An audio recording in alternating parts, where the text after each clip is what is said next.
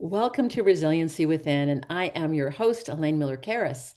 And I am really excited because I have one of my favorite people on the globe today, Kevin McLeod, who works for the Trauma Resource Institute, and he is going to be my guest. And he's going to share with our audience a really exciting program that we have just launched through the Trauma Resource Institute. But let me tell you a little bit about Kevin first. He's the Director of Business and Community Development at the Trauma Resource Institute, where he helps organizations and communities build resilience through the Community Resiliency Model and the Trauma Resiliency Model. His work spans proposal development, community engagement, diversity initiatives, training coordination. He has a background in higher education, youth services, and community health leadership, including roles in the past at Duke University, the YMCA, and nonprofit boards. Kevin has dedicated his career to helping people and communities thrive. Originally from North Carolina, he now lives in Clarksville, Tennessee, with his wife and two daughters. Kevin, welcome, welcome, welcome. So Thank you. as we're getting started, I always like to ask this question: is what's on your mind today as we're getting started? Oh, just some of the excellence that we get to experience as people to bring these models forward to others, and just the happiness and sort of personal gratification that comes from that. We get to share this meaningful skills with people that can enhance their experience, and that's always an exciting conversation. Well, I also should mention, I do think you're one of our best teachers ever, of our models of the community resiliency model. He really has a way of being able to support people and help them learn the skills that I am just kind of in awe of him when I see him teach. And we've taught together many times, and we usually have a very good time. And since we're both talkers, I think, Hmm. Kevin, but I think we're talkers and we're listeners too. We do both. Hmm. Yeah, So. the clock is always in jeopardy though when we get together. So, Y'all go, okay, only one story per section. Well, mhm. we want to talk about a very special project today, and it's called the Youth Ambassador Program. And it's I was just talking to some folks at the Covenant House in Atlanta, and it really sparked the kind of the origins of how this came to be. And I was in Atlanta before the pandemic. In fact, the last training before the pandemic in March of 2020. And I was talking to some folks at the Covenant House, which is serves the unhoused. They serve youth.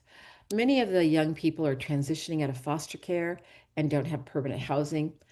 But became clear to me because of the training we were having there that we needed to create something for youth based on our experiences with one of the young people who had come to one of our trainings.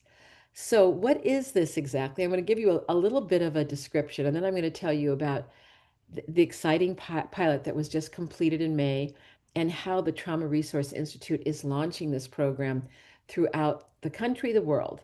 So, the Community Resiliency Model Youth Ambassador Program is what the young people who take the program will become proficient with the skills of the model and the key concepts. So we are helping them to learn the model, and we're calling them teen ambassadors, so that they can use the skills for themselves. And as we know, with many peers, with many teens, that they share a lot with their peers. So we call it something special rather than teach backs. We call them share backs. So the idea of the program is for the teens to share the skills of the community resiliency model with themselves firstly, then to peers, and even to their family and maybe parts of the community. So we have created a program that has experiential exercises, has case scenarios, and we have been so fortunate to have an association with the state of Georgia's Juvenile Department of Juvenile Justice. So in May, Kevin was our lead senior faculty and took the program into the Department of Juvenile Justice with children that are incarcerated. And these young people that came, I think you will hear in just a few moments how inspiring they are and how, with learning these skills, they have, I think, additional ideas of how they might change their life experience. So, with that, Kevin, I am turning it over to you. And, we were talking before the show started, is that what If you could just explain a little bit about what you did and who you did it with. We were very fortunate to have a lot of partners. So can you share a little bit Mhm. about that? Yes, yes, I'd be remiss if we didn't mention some of the great people and great minds that work with us on this youth ambassador program, starting back with some relationships that Elaine had for years with Mr. Doug Jackson and, of course, Dr. Lindy Grabby, who they've been having these conversations for years. And then you've got a force in and of himself, Mr. Rufus Johnson, that was committed to bringing this forward as well. And then there on site during these sessions, we had Todd Wilshire and Regina Rashed. They were instrumental in helping the youth that we were talking to, that we were instructing during the lessons, and they were just a secondary voice during the sessions that brought a lot of the different experiences to light. Uh, Mr. Clifton Clark, I believe, was the principal of the school that the youth were attending, and also the team that Tri put together, myself, Adrian Acosta, and Shakayla Johnson. We had the opportunity to just connect with the youth during these sessions, and it was a great time. There were some learnings on our part, and we got to see the youth demonstrate their learning each and every session. This was 4 3-hour sessions that we got to share the skills and concepts of the community resiliency model with I think it was 8 or 9 participants that we had. And it was an amazing time.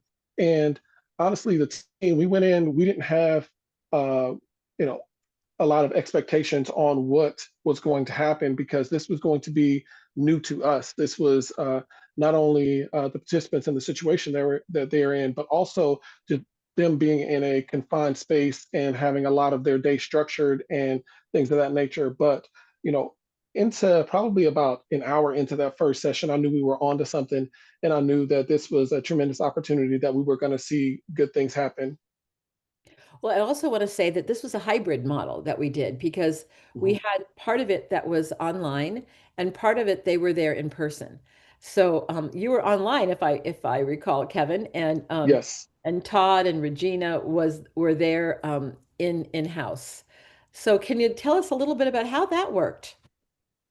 Oh, that worked well. That worked well. Some of the takeaways that I had first, just how strongly the participants connected with these practical body-based skills. We all know the community resiliency model is simple, practical wellness skills that one can use to understand, how their nervous system responds to stress and trauma, and then incorporate some skills to how they can show up in as the best version of themselves from the best parts of themselves.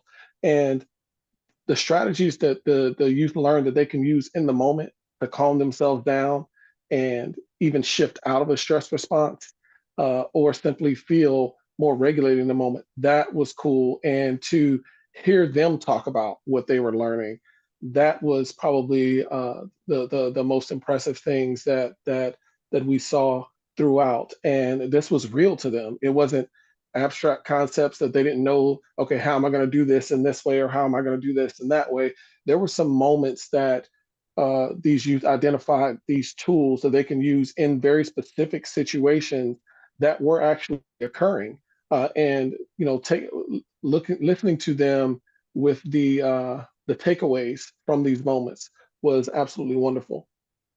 Well, and I think with these young people as well, many of them have had pretty hard lives. Many of them have a history of trauma in their lives, and we don't learn as human beings how to manage our nervous system. People may ask us, well, what do you think about what you did? What do you feel about what you did? That's not right. But no one has really taught us much about what we call also body literacy, how to tell Mhm, the difference between sensations of distress and well-being. And I think one of the important factors that we're learning about the community resiliency model and some of the research that's being done is that it does help with hostility and anger.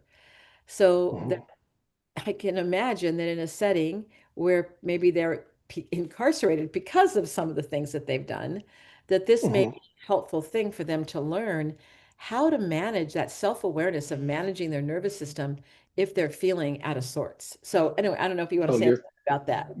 you are talking about the access and the opportunity that comes from learning these skills and concepts of the community resiliency model.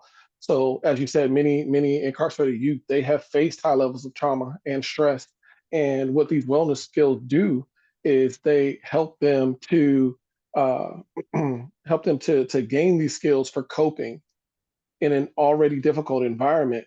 And that helps them both now and in the future because some of these youth, they're not going to be incarcerated forever. So this is going to help them with their reentry process and as they transition down levels to different locations. And then also giving them tools that they can use even after they're released. So despite the things that you've experienced in your past, if you can go through this capacity building, these capacity building moments with us and learn these skills and apply them, it kind of opens up more opportunities for you in the future as you learn that you can regulate yourself even in difficult situations, or you see how one of your peers maybe uh, made an incorrect decision as far as what they were doing in a moment, and but you can see how the model relates to what they were going through. That was also key to the learning as well. Well, And I I think don't want to discount the peer-to-peer yeah. learning aspect either. Learning from one another, that was a key to the success. So it's not just the facilitators like myself, Adrian, Shakayla, Todd, and Regina. The youth are learning from themselves when things get to a certain point, when they have a certain level of understanding, and that's also fun to watch. Well, and also I think that when you have kids that are in custody, I know that Mhm, we have to think about some very special things. For example, we couldn't have they couldn't have any handbooks that had staples. I mean, there are things that we learned about w walking into that system that were important if anybody's thinking about creating programs for youth. But I think one of the things that you told me, Kevin, that touched me deeply, because I know when I was creating this model, creating the workbook, getting kids to give me feedback on the workbook, we also realized that we had to have it in a certain literacy level, and that some mhm, kids may not have had the opportunity to learn how to read well. And so mhm. you told me the story about one of the young people there that was very touching. I'm wondering if you could share that with us. Oh, yes, yes. This was amazing to me on many different levels. So whenever we're teaching about the community resiliency model, we say in all of our trainings that people don't have to have the same set of skills or ability in order for the model to resonate with them. And we always say people don't have to know how to read or write, or they could speak another language, or they could have had a different set of experience. But in this particular, in this particular instance, all of this came to life. We had a young man that he did not have a very high literacy level, but he was able to grasp onto the skills and the concepts of the model, very, very quickly to the point to where he was one of the main ones that could share about the skills and concepts and have his peers understand him. He was a great teacher, although he had a lower literacy level as compared to some of his peers. And I just want to give a quick shout out to Adrian Acosta, who has had conversations with Elaine about, hey, we've got spaces in these materials for journaling and writing, but can we also have a space for drawing? Because some of our kids may not read or write very well, but they can still express themselves through drawing. But for this particular young man, um, we didn't know until after the fact that his literacy level was what it was because he was such a good learner. And then also when they did share back, was very, very solid in his sharing of the skills and concepts of the model. So to us as facilitators, we're always trying to think about what can we do to get this information across to our audience. Uh, I will never, discount that going forward and think that everyone is on the same literacy level or even same intellectual level when it comes to being a facilitator of this model. I'm just going to try to meet people where they are. So that particular instance impacted me now and definitely in the future. Well, I think what's so interesting about what you're saying too is sometimes people correlate um, or connect literacy level to intelligence. And that Mhm, isn't necessarily the case at all. It may be that person didn't have the same opportunities for learning, or if they learned differently, they didn't have like a learning specialist that could help them learn. And we don't know, I'm not saying I know anything about this young man's environment, mhm, but sometimes if there's chaotic home environments, it's hard to have the consistency to do the things that you need to do to catch up in order to be able to read. So I think what's mhm, exciting about the way that you're describing it is that they were all young people. They were all mhm, there. They were there to learn, and that you didn't learn about it till later. Sounds like he was very articulate, And we teach a lot of Hmm. brain science, and we find that teens love the brain science, and Oh, yes. they love to learn about it, and they love to talk about it and to teach someone else about it. Because we saw that in the beginning days of when Lindy Grabby was working at Covenant House. She goes, Elaine, these kids love talking about their survival brain, and then all of a sudden they get what's happened to them. And do you think that Hmm. happened with the kids that you were teaching or you were sharing the skills with? Of course, of course. And we've got an example of that as well. But uh, when the youth could see themselves in the material that we were presenting, I knew we had gained the level of traction that was going to allow us to be successful in this pilot.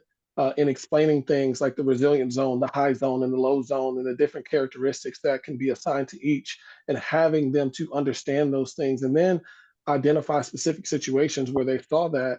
Particularly, there was a moment when there was a young man that was being moved from one unit to the next.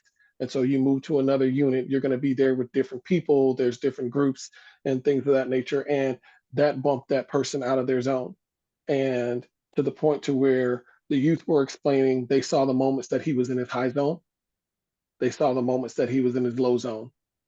But that individual was able to ultimately, and this was one of our participants, he was able to come back and continue on in the pilot, after having a situation. And the beautiful thing that I saw in our youth at that moment is there was no judgment being assigned to when the young man was in his high zone. It just simply was, and this is what they recognized, and they knew he was in his high zone by his disposition and the things that he was saying, and they also knew that he was in his low zone because of the other things that they saw.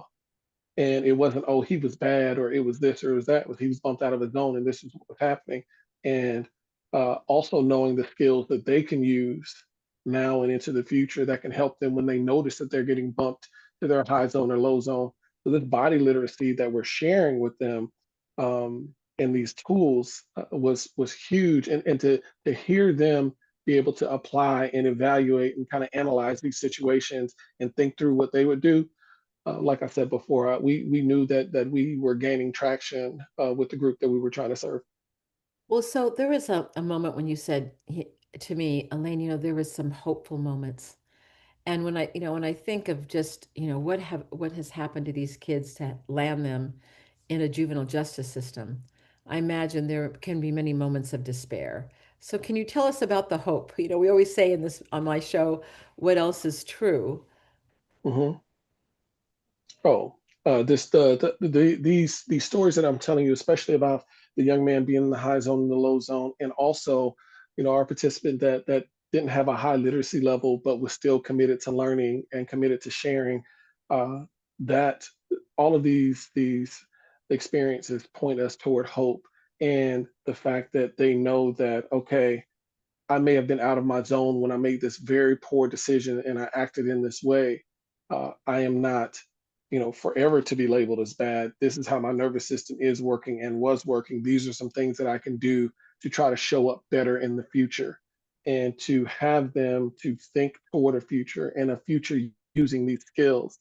That is what can point us toward hope in the moments. And I'm not sitting here and saying that, these young people are going to get it right 100% of the time, but I think that they're going to give every effort to change some of the behaviors that landed them where they are right now. And I think Dr. Lindy has had some anecdotal and some other evidence that that is the case. And I think that the other folks that are around the program, like Todd and Regina, were seeing things that were showing the impact of the skills. And so all of that says we are going in the right direction. And so can we, what can we do to commit to sustainability in this case?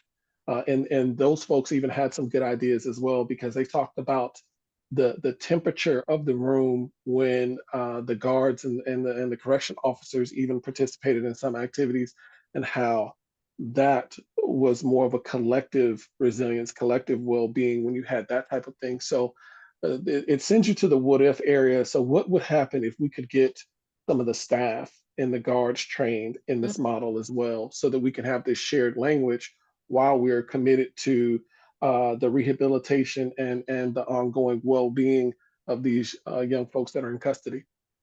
Well, we always believe that if we can train everyone, then everybody can speak the same language. And I imagine, every human being can get bumped out of their zone, including you and me.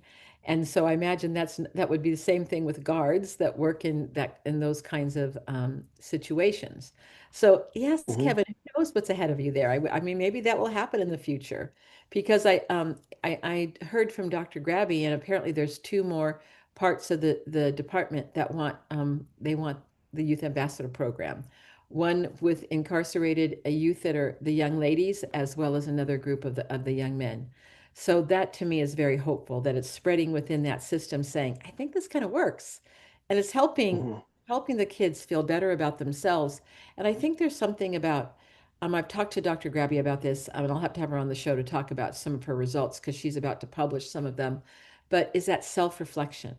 That when you learn how to track Hmm. your nervous system and sense into your well-being, there's kind of the opening of self-reflection that happens naturally for many people, but it can be harder when you've had a lot of trauma in your life. So I think that's one of the very, positive kind of side effects. Here Hmm. we're training them skills of well-being to be help them be in their okay zone, their zone of well-being. But I think that when you're in that zone of well-being, and yet you can self-reflect and look at yourself in a more realistic way and a more realistic appraisal, it also may send you on a journey of what you may want to do to have a different life. So that's Hmm. exciting to think about, that's happening in this world that we're bringing these ideas to. So I'm just wondering, Kevin, I think it might be helpful if we talk a little bit about how the program is constructed, because we might have people listening and go, well, how would I bring the Youth Ambassador program to my community? Is it only for incarcerated youth? Why don't you answer that question? Is it only for incarcerated youth, Kevin?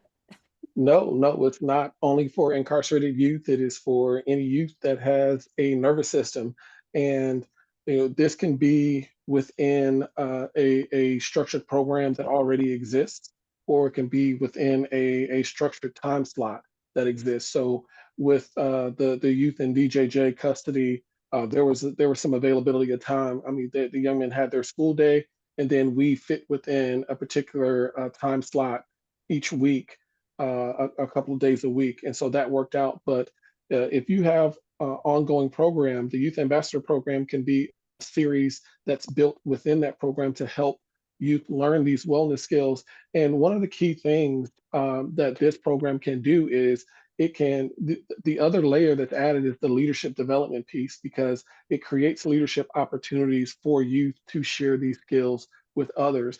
That was some of the anecdotal information that we got from this project, and that the youth that were involved in our program, they weren't fighting, they weren't involved in any of the fights that were going on in their units and things like that. So not only learning the skills for yourself, but then when you can teach someone else, that's another layer to even mastering these skills and concepts for you as you go on and share them with others. Well, I think that can be empowering in a really positive way, right? That's like, oh, I have something that I can share, like you're saying. Hmm. And it's a very positive thing that has to do with well-being, that then Hmm. creates more well-being as we can see the ripple effects that we've seen in many parts of the world. So, have been working in the fire recovery in Los Angeles County where I live, and we are going to launch a youth ambassador program and make it available for young people who may have who survived the fires. And so I'm really excited that we're going to be doing that. But so maybe it would be helpful if we kind of laid out how the program is put together. And we're going to take a short break.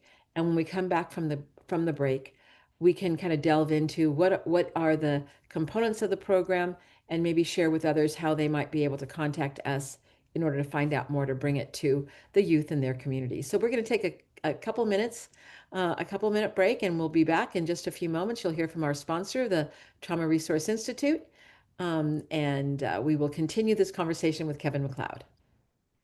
Thank you.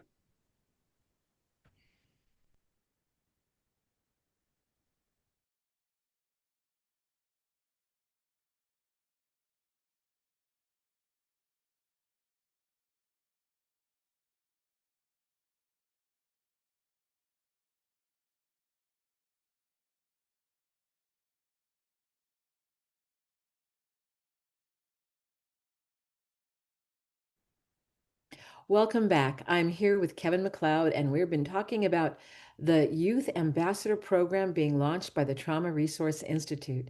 Kevin was the senior faculty of the program that was piloted in the Department of Juvenile Justice in Georgia. And so I'm going to ask him if he can lay out a little bit, and I'll probably add to it as well. So I was very involved in creating it, so that we can tell people who are listening, how could you bring this to your community? So, Kevin, let's talk about how this came to be. So, why don't you give us your thoughts about it, and then I'll add as well. As far as how we brought the program to the youth in Georgia. Yes. Okay.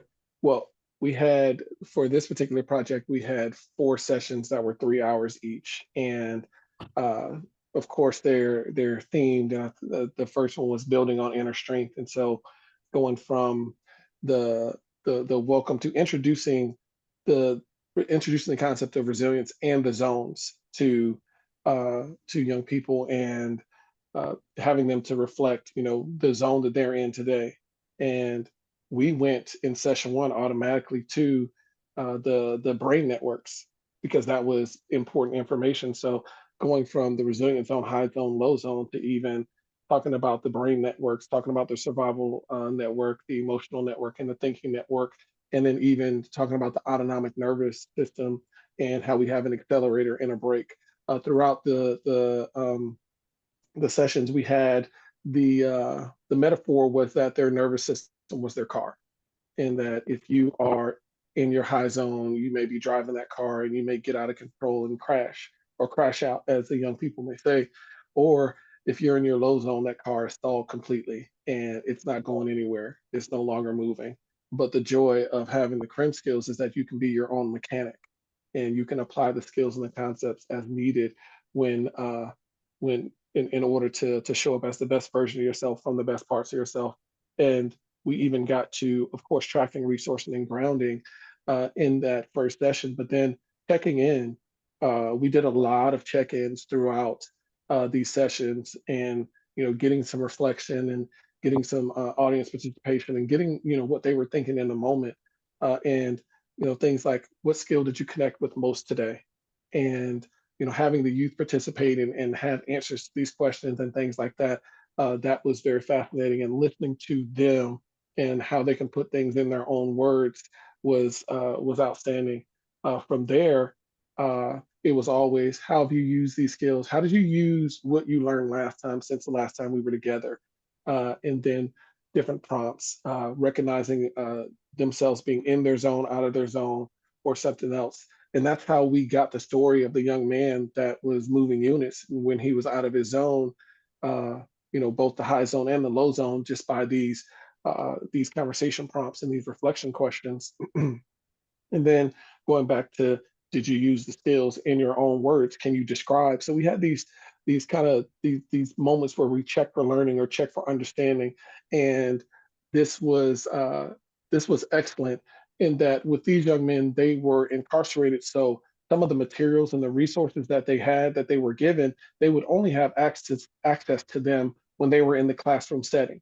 It was not like they were taking these back to their cell, like you and I have access to the iChill app. They didn't have access to the iChill app because they didn't have phones or anything like that, no additional technology. So they were learning during the sessions. And I was just very impressed with the way that they can demonstrate what they were gaining, throughout these 3 hour sessions. And from there, just breaking it up, we got through all of the skills in the first 2 sessions, but once again, ending with the self reflection, journaling, and or sharing in the circle.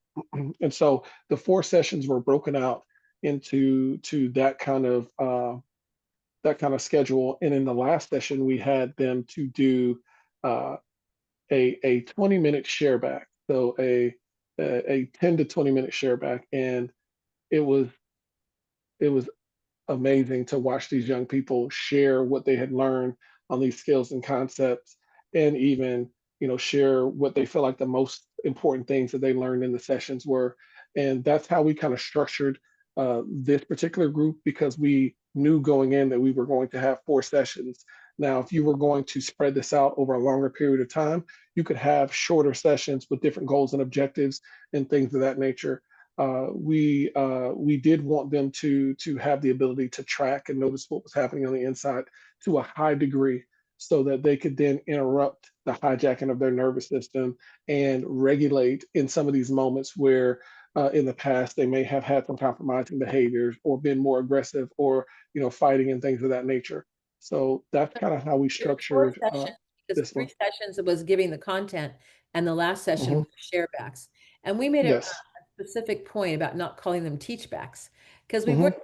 teaching them or sharing the skills for them to be teachers, but to be sharers, to share with their peers. So that was a distinction that we made when we created the four modules of how it was going to come together. Hmm. So Kevin, I interrupted you, so please continue if there's something else Oh you no, want. that was it. That was it. Okay, because I wanted to give a little bit of background as well, because when we were putting the structure of it together, first of all, we needed parental consent. So we had to, have a nice parental consent form and also create some information for the parents to know what we wanted to do in order for them to consider their children being a part of the program. And actually, Dr. Grabby, shared this with me. Parents were very excited for their kids to be able to be part of something that they were going to learn skills that were going to help them. So it wasn't a problem getting the parental consent at all. And so that we also felt it was important that the young people who were coming on board also pledged to have certain statements, for example, to do no harm, to participate, to be conscientious with others, to be confidential, so that there were standards that we wanted to share with them that was part of what we were mentoring and what we wanted to model as we brought this forward. And so they had to sign that they would agree to this pledge that they would be operating in this way. But one of the things that's always concerning to us when we're launching something, especially with children, how are we going to support them? And we talked in the modules that they may encounter a peer that needs extra support, and we're not training them to be counselors. We're training them to share wellness skills, and so that's part of it. So how do you know if someone is feeling like they want to harm themselves or they're having a hard time with their emotions, so that if we help these kids know this stuff too, they can be conduits in terms of their peers going, that really nice guy Kevin McLeod came and he told us you know, we could we could talk to him the next time he comes in. So maybe we can try to see if we can make that happen. Who knows? Or they have counselors in the juvenile justice system as well, so that we wanted the young people there to know that they already had assets there. That if they felt troubled, challenged, if they encountered other children that were troubled and challenged, that they could there's a system of support. Because the other part is that when you mention Regina and Todd, they are certified community resiliency model teachers, and that is really important. The same thing with you, Kevin, with Adrian Acosta, with Shakayla Johnson, because we want them, the teachers of the model, the facilitators of this program, to be very well educated in what we're trying to do. And also, as part of the program, in order to even do the pilot, they had to commit to having people there to support the young people if they had questions in between the times that we were going to see them. And then also had to have an ongoing supportive network for the young people as they were learning the skills and sharing them with others. So I think for us, it was really important to create that safety net when we have young people sharing wellness skills, because we didn't want them to feel like, oh no, they didn't tell us about I could bump into someone who's telling me they want to harm themselves. So we wanted to give them the lumber of what they would do if that happened as well. So I don't know if you want to speak a little bit to the system with Todd and Regina. Hmm. Yes, yes. And Todd and Regina are huge, and that they're super important when it comes to shifting the culture within that type of facility. So one of the things that they were describing is just kind of the change in interactions. And that's why I mentioned before, when the guards would participate in certain activities and they didn't know that they were doing crim activities and things like that, it just shifted the mood. But over time it creates a more supportive environment that where that pathway toward well-being and resilience becomes part of the everyday culture.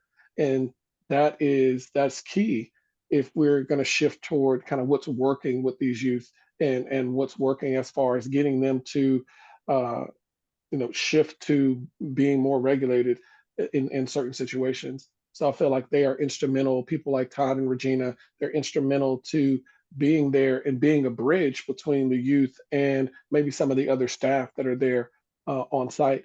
But it's my hope that in the very near future we can start to include those folks in some of these trainings as well. Well, and I have to say too, I was really, because we met a number of times with Dr. Rufus Johnson, and he is Hmm. leaders at the Department of Justice there and cares so much about the kids, as well as Doug Jackson, who worked there for so many years. And it was really like people like them that are in the system that help us to also see the potential in these young people and wanting to bring them a skill set that not only may help them when they're still in custody, but when they transition out into the world. And so I think those are the kinds of people we want around our youngsters, right? But also those Hmm. attributes that they can see the hope, just like you can see the hope, that there's a possibility. Because, some people think that if kids are in custody, they're throwaway kids, and they're not at all. Hmm. We like to think that they're at opportunity kids, that we can maybe help them learn and empower themselves to make some different choices when they get out of custody. So is there anything Hmm. more in terms of the takeaways that have been really important about you being involved with the project, Kevin? Oh, I think that what you just said, even starting there, starting with the hope that we're empowering youth with lifelong skills, and these are not skills that are just important right now while they are in custody, but even after they are released, because they may be faced with some of the same challenges or situations that they were faced with before they were incarcerated. And so, hopefully, these skills they kind of download them to the point to where they're second nature, and as we like to say, it's creme in your bones, to where they can utilize them, effectively after they're released and even share them with others. And so that's probably the biggest thing that I would hope for. Well, in the model we talk about, you can tune your nervous system. And the more that you pay attention to the positive experiences in your life and you experience them and you bring them into sensation, it's like you widen that resilient zone. And I think that you can do that individually and collectively as communities. So when you said that they weren't getting into as many fights, for example, how does that change a community where you have young people who are confined that usually would have freedom? And that may also help them to learn those kinds of skills of connection and social engagement that are so important, not only for where they are now, but where they will be in the future when they leave custody. So it seems just like a win-win when we It talk. is. Yeah.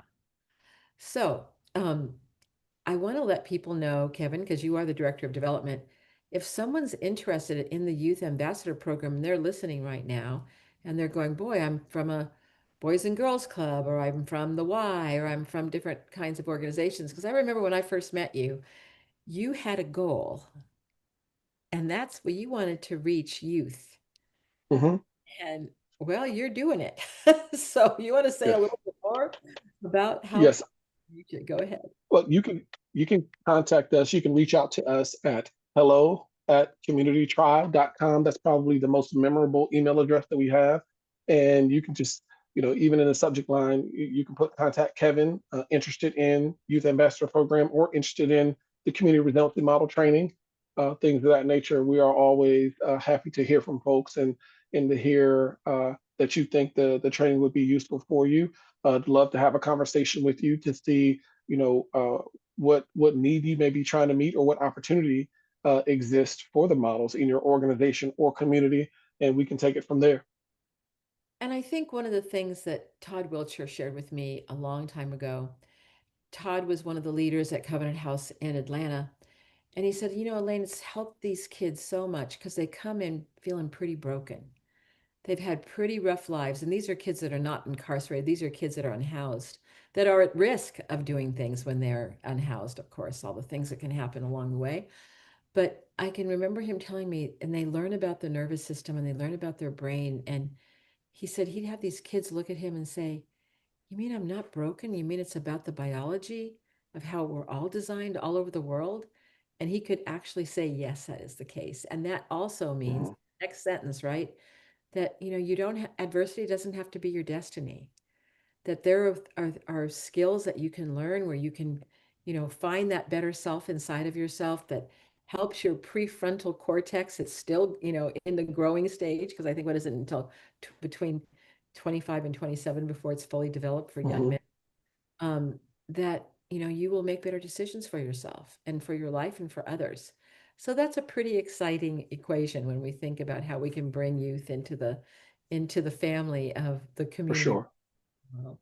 So the other thing that people can do is just simply go to traumaresourceinstitute.com, and there's well, actually, we're getting the website's getting updated. It's going to be much easier to maneuver very soon, but you can also find information for the different things that we do through the website. So Mhm. Kevin, I have to say it's been just a joy having you here. Is there anything more that you think would be important to talk about before we end our time together today?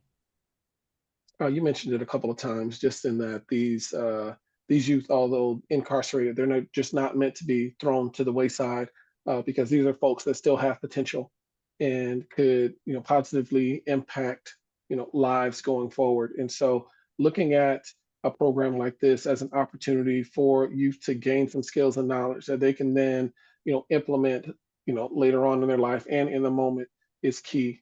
And it was important for me during these sessions that they knew that they were not just the bad kid, like as they were always told and things like that. You're bad, you're this, you're that, you keep behaving this way, kind of that conventional way of thinking in our perspective shift.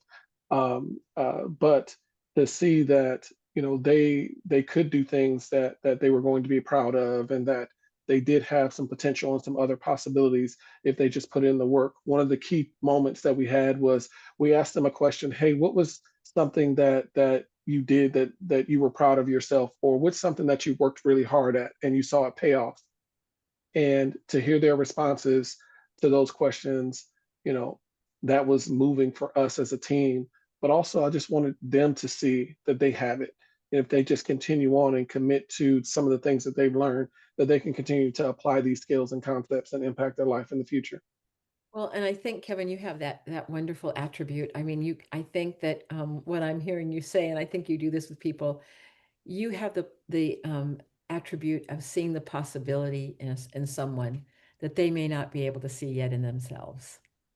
And when you can mirror that Mhm. back to someone, that's a pretty powerful experience that I think changes lives. One of the things that I've seen is we've taken the community resiliency model around the world. We've worked a lot with youth and school programs. Is I'll ask people or teachers, I said, well, can you tell me a story, something that's happened to you, an experience?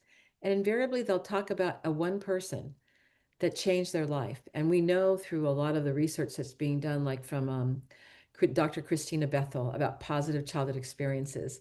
If you have Mhm. two related adults that really believe in you, that it changes the way you look at yourself. And I think that's the possibility of CRIM and what you all did with the Youth Ambassador Program in the Department of Justice in Georgia. So I'm so grateful to them and how they look at their kids in terms of wanting to bring wellness skills to them.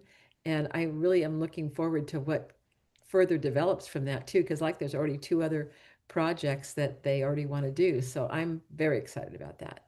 So I guess the other thing I was just thinking, I really love the music of Jelly Roll. And, Mhm. and I've listened to his story. He's such a storyteller. He's so touching. He's such a brilliant musician. But he tells the story of being incarcerated as a youth, and his girlfriend, who's now his wife, became pregnant. And he decided then he was going to turn his life around.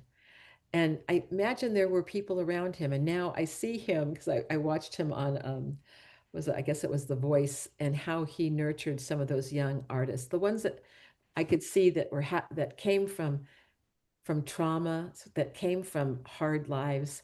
And I thought, wow, he does that. You do that. But if everybody did that, you don't have to be a famous musician. And he wasn't always a famous musician. in order to be able to continue to cultivate that. So I guess that's what, Kevin, you and I often talk about that, the answer to the question, what else is true? Or what else could be true about children that have had tough lives? They made some bad choices and they're in custody, but how can we help nurture that goodness in them so that they make different choices in the future? So I think Exactly. our youth ambassador program has the potential to do that. So as we're getting ready to end, any final words you'd like to say? I'm just fortunate to have been a part of this project and to have shared in these experiences with the team and other folks. We've got an amazing team that did a lot of great work on this. You yourself included, Elaine, with the things that you developed for this program, and just look forward to where it may go in the future. Well, thank you so much, Kevin. And it's always a joy to have you on the show. And for those of you that are tuning in for the first time, I just want to invite you to remember what else may be true about your own life. And remember about those positive childhood experiences. If you know a kid that's struggling, maybe sit down with them. Let them know that you believe in their potential and their possibility. Who knows? It could change their life too. So this is Elaine Miller-Karas signing off for Resiliency Within.